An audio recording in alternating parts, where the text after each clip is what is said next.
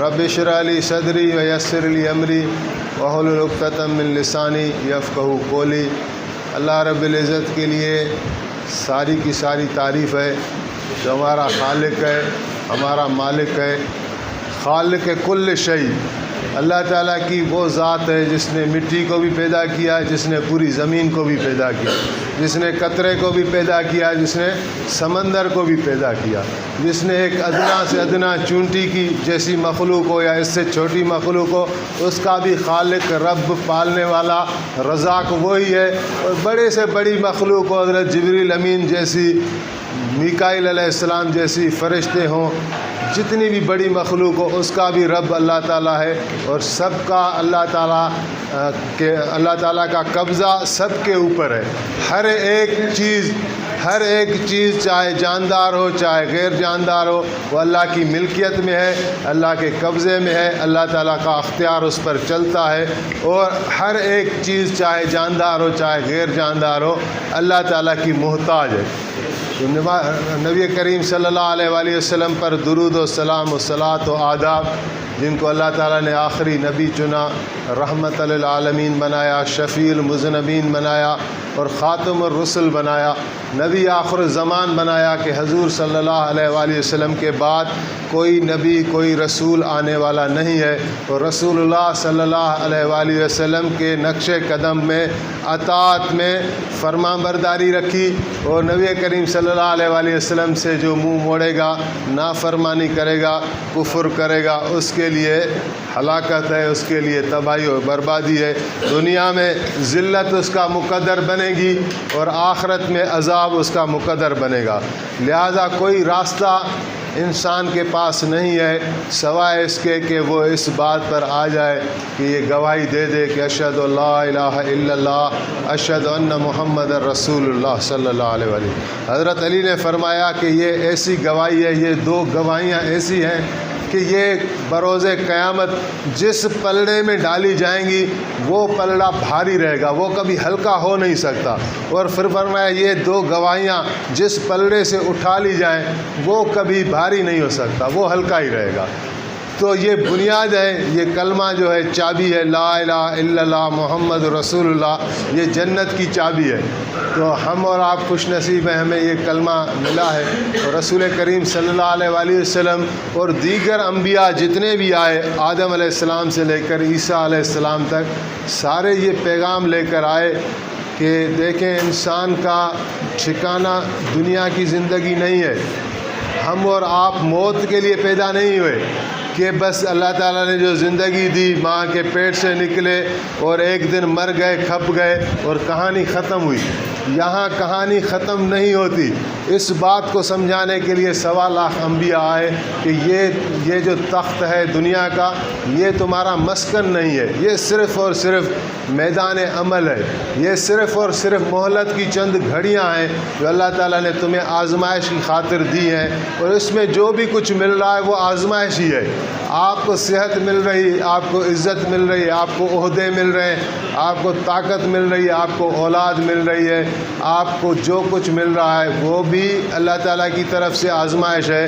اور اس کے برعکس جو مصیبتیں ہیں، بیماری ہیں اور پریشانیاں ہیں، تو یہ بھی اللہ تعالیٰ کی طرف سے آزمائش ہے۔ یعنی دنیا کے اندر جب تک ہم زندہ ہیں، ہمارا کوئی لمحہ، ہمارا کوئی گھڑی آزمائش کے بغیر خالی نہیں ہے، یعنی ہماری ہر وقت آزمائش ہے۔ ایک ہی انسان، ہم 24 گھنٹے میں کتنے ہمارے روپ ہوتے ہیں۔ ابھی میں یہاں آپ کے ساتھ کھڑا ہوں، نوکری کر رہا ہوں، ابھی میں گھر جاؤں گا تو گھر کی ذمہ داری ہے، میں کسی کا شوہر ہوں، کسی کا باپ ہوں، کسی کا بیٹا ہوں، کسی کا بھائی ہوں۔ یہ جتنے بھی رشتے ہیں، کوئی میرا سینئر ہے، کوئی میرا جونیئر ہے، یہ جتنے بھی ہیں اس میں کچھ بھی مقصود نہیں ہے، مقصود ہماری اور آپ کی آزمائش ہے۔ وہ فرشتے ہمارا لکھ رہے ہیں، جو آپ بولتے ہیں قرآن پاک میں، جو کوئی آپ منہ سے لفظ نکالتے ہیں وہ فوراً لکھ لیتے ہیں۔ اور یہ ہمارا دفتر بن رہا ہے. یہ زمین و آسمان بھی اللہ تعالیٰ کے لیے کوئی اہمیت اور حیثیت نہیں رکھتے. ایک دن اللہ تعالیٰ ان کو اڑا کے ختم کر دے گا اور انسان کو اٹھائے گا اور فرمائے گا کہ ابھی یہ اپنی کتاب پڑھ، اور یہ جو کتاب تو لے کر آیا ہے اپنے اعمال کی، یہ آج تمہارے حساب کے لیے کافی ہے. تو یہ ہم فکر مند کرنے کے لیے اللہ کے رسول آئے، اور صلی اللہ علیہ وآلہ وسلم آپ نے 63 سال کی عمر پائی دنیا کے اندر، اور 40 سال پہلے آپ کے ساکن تھے. آپ پر قرآن نازل نہیں ہو رہا تھا، جبریل امین نہیں آ رہے تھے، آپ نے کسی کو دعوت اسلام کی نہیں دی. لیکن 40 سال کے بعد غار حرا میں سب سے پہلی وحی آئی اور حضرت جبریل امین ظاہر ہوئے، اور رسول اللہ صلی اللہ علیہ وآلہ وسلم کو ظاہراً اللہ تعالیٰ نے نبوت کا تاج سر مبارک پر رکھا، اور پھر آپ نے یہ تحریک اٹھائی. تو چونکہ آپ مکے شہر میں پیدا ہوئے تھے اور مکے والے لوگ بت پرست تھے، خانہ کعبہ میں 360 بت رکھے ہوئے تھے، تو حضور کا جو پیغام تھا بتوں کے خلاف تھا. آپ کا جو کلمہ تھا جس کی ابتدا ہے، آج بھی وہی کلمہ عرض کیا گیا، یہی معیار ہے، یہی بنیاد ہے، یہی اکاؤنٹ ہے، یہی کنجی ہے. اگر یہ کس کے پاس نہیں، اس کا کوئی عمل اللہ کے یہاں قبول نہیں ہے. وَمَن يَبْتَغِ غَيْرَ الْإِسْلَامِ دِينًا فَلَن يُقْبَلَ لَهُ. اللہ تعالیٰ نے صاف الفاظ میں فرما دیا کہ اسلام کے علاوہ جو کوئی دین میرے پاس لے کر آئے گا اس کے وہ قبول نہیں ہے. یہ گواہی دینا لازمی ہے، لا الہ الا اللہ محمد رسول اللہ صلی اللہ علیہ وسلم. تو آپ کی یہ بنیاد جب آپ نے ان لوگوں کے سامنے رکھی کہ اللہ کے سوا کوئی معبود نہیں ہے، تو وہ اس کو مان نہیں سکتے تھے فوراً، کیونکہ وہ صدیوں سے ان بتوں کی پوجا کر رہے تھے، بتوں کو خدا تصور کرتے تھے، اور ان کے خلاف بات کو برداشت کرنے کے لیے اس معاشرے میں صلاحیت نہیں تھی. لیکن چند سلیم الفطرت لوگ تھے. یہ اللہ تعالیٰ کی قدرت ہے کہ اسی معاشرے میں پھر کیسے کیسے لوگ تھے. جو ایک طرف کہا جاتا ہے کہ جہالت کا معاشرہ تھا، لیکن ایک طرف ایسے لوگ نکلے جو آج تک ان کی نظیر اور مثال ہم پیش نہیں کر سکتے. تو پھر وہ کلمہ پڑھتے، مسلمان ہوتے گئے، اور وہ جو نہیں مان رہے تھے وہ مخالفت کرتے رہے. آخر کار آقا علیہ السلام کے جو 13 سال ہیں وہ کٹھن گزرے. جب آپ کو ایک مرتبہ وحی آئی سورۃ ہجر کی ایک آیت آئی کہ فَاصْدَعْ بِمَا تُؤْمَرُ وَأَعْرِضْ عَنِ الْمُشْرِكِينَ، کہ میرے حبیب آپ ان کو جو آپ کو حکم دیا جا رہا ہے نا، کھول کر بتا دیں، اور مشرکوں کی آپ پرواہ نہ کریں، ان سے اعراض کریں، ان سے منہ موڑیں. تو نبی علیہ السلام جبل صفا پر چلے گئے، اور جبل صفا سے آپ نے مکے والوں کو پکارا. آپ میں سے بہت سارے لوگ گئے ہوں گے مکے مدینہ، تو صفا اور مروہ بالکل خانہ کعبہ کے ساتھ ہیں. آج بھی ہم جو صحیح کرتے ہیں حج اور عمرے کے درمیان، وہ خانہ کعبہ کی حدود میں، وہ صفا جبل تھا، اس طرف مروہ جبل تھا. یہ شہر میں ہی جبل تھے، ابھی تو تھوڑا نشان انہوں نے چھوڑا ہوا ہے. تو جب عرب کو کوئی ایسی خاص خبر سنانی ہوتی تھی جنگ وغیرہ کی، تو ایک بندہ صفا جبل پر چڑھ جاتا تھا اور ایسے آوازیں لگاتا تھا، یا صبحاؤ یا صبحاؤ یا صبحاؤ. اس کا مطلب ہے کہ کوئی ہنگامی خبر ہے، کوئی جنگ کی خبر ہے، کوئی ایسی خوفناک اور وحشتناک خبر ہے جس کو سننا بہت ضروری ہے. تو لوگ جس کام میں ہوتے تھے وہ کام چھوڑ کر آ جاتے تھے. تو نبی علیہ السلام نے بھی اس طرح آوازیں لگائیں. تو حضور کی آوازیں لگنا ہی تھا کہ چند منٹوں میں جبل کا دامن انسانوں سے بھر گیا. پورے مکے والے جس نے آواز سنی وہ آ گئے. تو رسول اللہ نے سب سے پہلے ان کو اس طرح دعوت دی کہ آپ نے فرمایا میں نے ایک زندگی گزاری ہے. ابھی آپ کی عمر مبارک کتنی تھی؟ 40 سال میں قرآن پاک کا نزول شروع ہوا اور 3 سال اور یہ گزر گئے، تو 43 ایئرس. تو اس پہ جب آپ نے یہ ان کو کہا کہ میں نے آپ میں عمر گزاری ہے تو مجھے آپ نے کیسا پایا ہے؟ تو ساروں نے کہا کہ آپ صادق ہیں، آپ سچے ہیں. پھر آپ خود بھی فرما رہے تھے کہ میں نے کبھی آپ پر کسی پر جھوٹ بولا ہے؟ کسی نے مجھے دیکھا ہے؟ تو سب نے کہا کہ نہیں، آپ نے کبھی جھوٹ نہیں بولا، آپ صادق ہیں۔ آپ نے پھر فرمایا کہ میں جو آپ لوگ میرے پاس امانتیں رکھتے ہیں تو برابر آپ کو واپس دے دیتا ہوں، یا اس میں نے کبھی خرد و خیانت کی ہے؟ تو انہوں نے کہا کہ آپ نے کبھی خیانت نہیں کی، آپ برابر امین ہیں۔ تو حضرت علی کرم اللہ وجہ الکریم کی عمر مبارک کتنی ہوگی؟ 10 سال میں آپ مشرف اسلام ہوئے، اور 3 سال یہ 13 سال، اتنی بڑی عمر نہیں ہے۔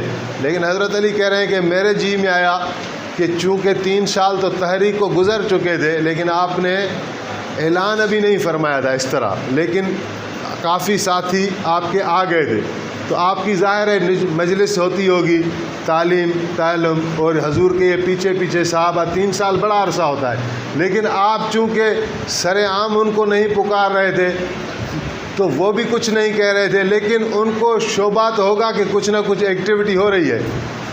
تو حضرت علی کے کہہ رہے ہیں کہ میرے دل میں آیا کہ ایسے نہیں کہ کوئی بغض کی وجہ سے، نفرت کی وجہ سے بھرے مجموعے میں حضور کو کہہ دے کہ آپ ایماندار نہیں ہیں، آپ نعوذ باللہ سچے نہیں ہیں۔ تو میں نے حضور کو کان میں عرض کیا کہ یا رسول اللہ، ان مشرکوں سے آپ اس طرح گواہی نہ لیں، ہو سکتا ہے یہ دشمنی کی وجہ سے انکار کر دیں۔ تو حضور نے مجھے فرمایا کہ انی نصرت برعب، اللہ تعالیٰ نے مجھے رعب کے وسیلے بھی مدد دی ہے، میرے سامنے ان کو جرأت نہیں ہوگی کہ یہ انکار کر دیں اسے۔ تو پھر حضور نے فرمایا کہ اگر میں یہ کہوں کہ اس جبل کے پیچھے دشمنوں کا لشکر ہے اور آپ پر حملہ آور ہونا چاہتا ہے، تو تم میری بات کا یقین کر کے جنگ کی تیاری کرو گے یا یقین نہیں کرو گے؟ تو انہوں نے پھر بھی کہا کہ ہم بلا شبہ آپ پر یقین کریں گے۔ تو پھر آپ نے کہا کہ بات سنو کہ جس شخص نے کبھی انسانوں کے اوپر جھوٹ نہیں بولا، وہ کیا اللہ رب العزت پر جھوٹ بولے گا؟ جس شخص نے کبھی کسی انسان کی امانت دی ہوئی چیز میں خیانت نہیں کی، وہ کیا اللہ رب العزت کی دی ہوئی امانت میں خیانت کرے گا؟ پھر آپ نے فرمایا کہ مجھے اللہ تعالیٰ نے رسول بنا کے بھیجا ہے، اور یہ کلمہ دے کر بھیجا ہے کہ اللہ تعالیٰ کے سوا کوئی معبود نہیں ہے، اور محمد اللہ کے رسول ہیں صلی اللہ علیہ وآلہ وسلم، اور اسی میں انسانیت کی نجات ہے۔ آپ فرمایا کرتے تھے کہ جو یہ کلمہ پڑھے گا اور میری اطاعت کرے گا، اللہ تعالیٰ دنیا میں اس کو عزت دے گا اور آخرت میں اس کو جنت دے گا۔ اور یہ کہ یہ دنیا کی زندگی ہر ایک کو مرنا ہے، اور مر کر ایک دن قیامت ہے، اللہ تعالیٰ اٹھائے گا اور یہ فیصلہ ہم سے لے گا۔ تو اس پر ابو لہب تھا، نبی کریم صلی اللہ علیہ وسلم کا چچا تھا، لیکن بدبخت تھا۔ اللہ تعالیٰ ہمیں آپ کو، ساری انسانیت کو کاش کے بدبختی سے بچا لے۔ بدبختی جب چھا جاتی ہے تو انسان کو نہ عقل کام آتی ہے، نہ علم کام آتا ہے، نہ اولاد کام آتی ہے، کچھ بھی کام نہیں آتا، بس اس پر ایک مہر سی لگ جاتی ہے۔ حالانکہ یہ خاندان کا تھا، بنی ہاشم خاندان سب سے اونچا خاندان ہے، اور ابو لہب اس کو اس لیے کہتے ہیں کہ لہب آگ کو بولتے ہیں۔ اس کے یہ گال تھے، کتابوں میں لکھا ہوا ہے یہ آگ کی طرح چمکتے تھے۔ بنی ہاشم خوبصورت خاندان تھا، نبی علیہ السلام کا خاندان تھا، یہ چچا تھا حضور کا، اور مالدار بھی تھا، اولادیں بھی تھیں، لیکن اس نے حضور سے دشمنی کی۔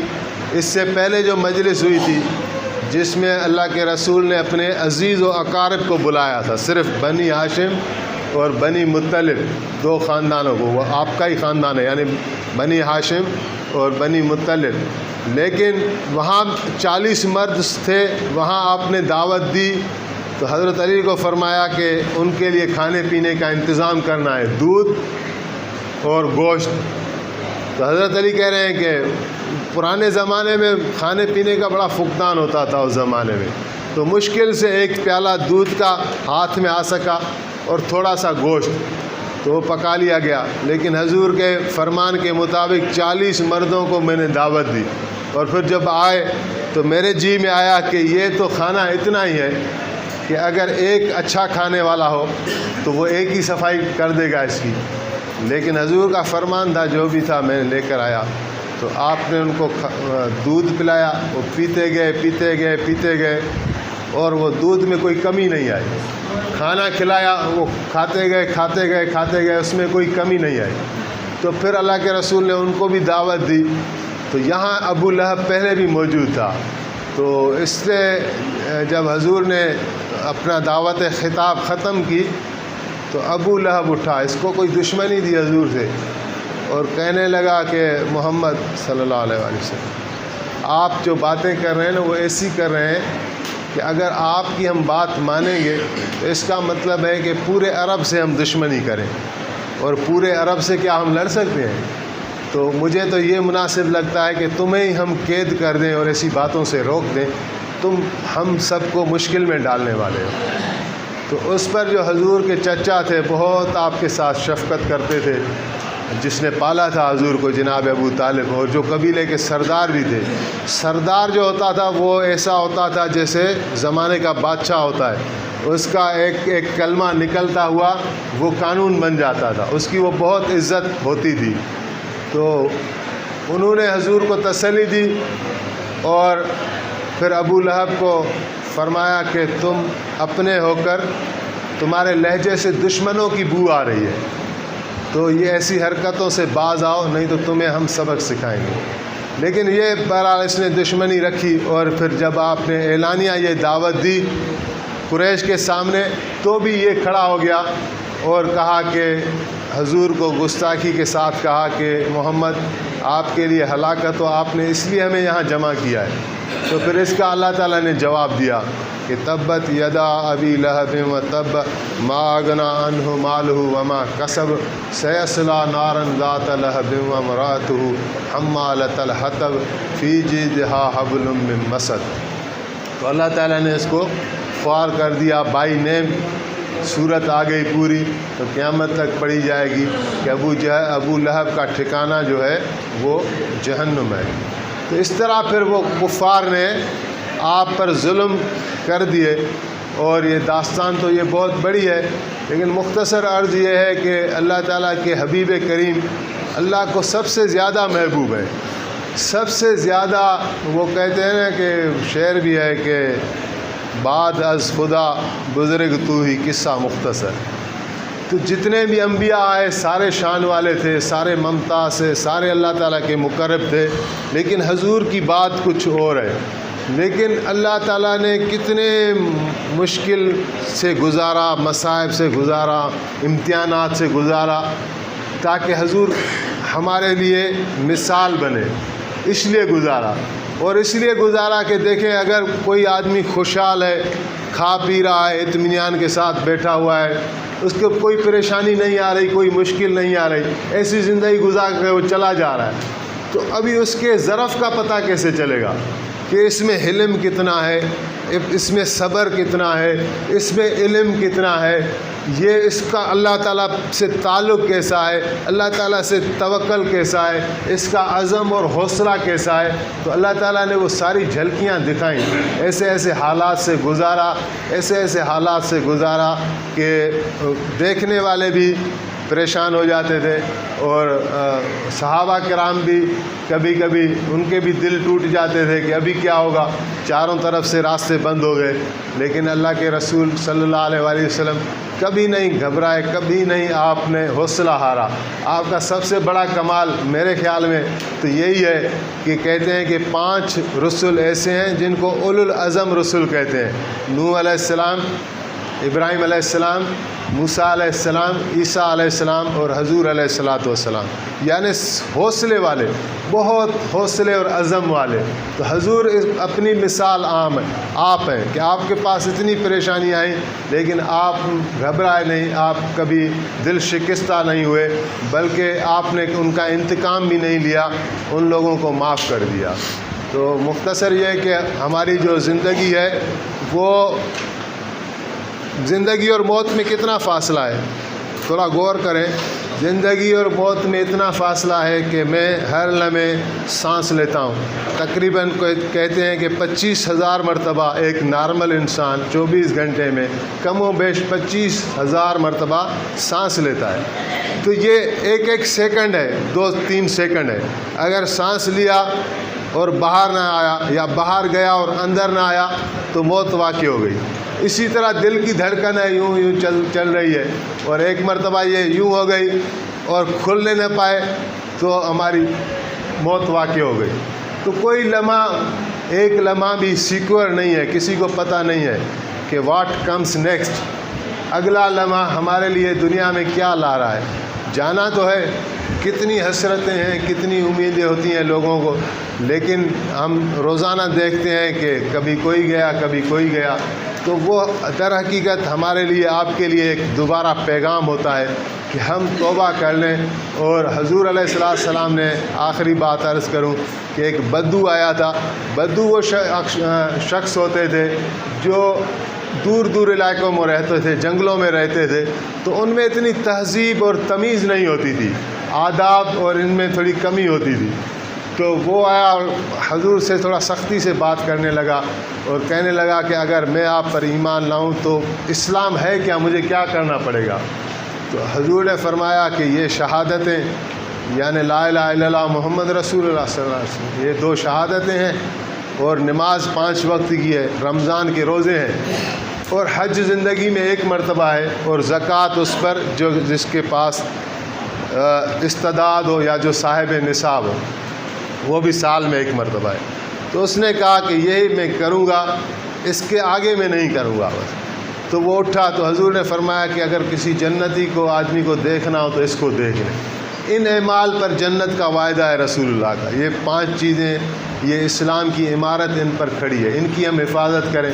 تو حج بھی اس پر ہے جو زندگی میں 1 مرتبہ جو طاقت رکھتا ہو، زکوٰۃ بھی اس پر ہے جو سال میں جو اس کی طاقت اور صاحب نصاب ہو، روزہ بھی دیکھیں اگر صحت نہیں ہے تو روزہ بھی معاف ہو سکتا ہے، اس کا وہ کفارہ ہوتا ہے، پیسوں کی شکل میں دیا جا سکتا ہے۔ تو سب سے اہم اور سب سے امتحان والی چیز جس کا روزانہ ہمارے ساتھ سابقہ ہے وہ نماز ہے۔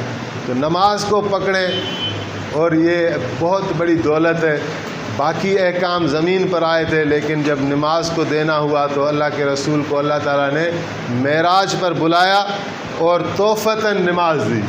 یہ ایک بہت بڑی عمدہ چیز ہے۔ عفیف کندی ایک شخص تھا، مکے میں آیا شروع والے دنوں میں، تو دیکھا کہ ایک شخص ہے وضو کر رہا ہے اور نماز کے لیے کھڑا ہو رہا ہے۔ پھر دیکھا ایک عورت ہے اس کے ساتھ کھڑی ہو گئی، پھر دیکھا ایک بچہ ہے اس کے ساتھ کھڑا ہو گیا۔ تو حضرت عباس سے پوچھا کہ یہ کون لوگ ہیں، کیا کر رہے ہیں؟ تو حضرت عباس نے کہا کہ یہ محمد رسول اللہ صلی اللہ علیہ وسلم میرا بھتیجا ہے، اور جو عورت اس کے ساتھ کھڑی ہے وہ اس کی گھر والی بی بی خدیجہ ہے، اور جو بچہ اس کے ساتھ کھڑا ہے وہ علی المرتضیٰ ہے، وہ بھی میرا بھتیجا ہے۔ تو اس نے خالی وضو کو دیکھا تھا، نماز کو ایک جھلک باہر سے آیا تھا، تو اس کے دل سے نکلا کہ کاش 4تھا شخص میں بھی ان کے ساتھ ہوتا، وہ پھر بعد میں مسلمان بھی ہوا۔ تو یہ بہت قیمتی چیزیں ہیں، نماز کو سیکھ کر پڑھیں، اور یہ اگر نہیں پڑھتے تو ہم بہت بڑا اپنا نقصان کر رہے ہیں، بہت بڑی ملامت کما رہے ہیں۔ تو جو زندگی گزر گئی سو گزر گئی، آئندہ جو آنے والی ہے اس کے لیے ہم توبہ کریں اور نیت کریں، اور اللہ سے مانگیں کہ ہمیں اللہ تعالیٰ اپنی ہدایت سے حصہ دے، اپنی رحمت سے حصہ دے، اور نیک اعمال کی توفیق دے۔ دعائے اللہ تعالیٰ ہمیں اور آپ کو اس کی توفیق دے۔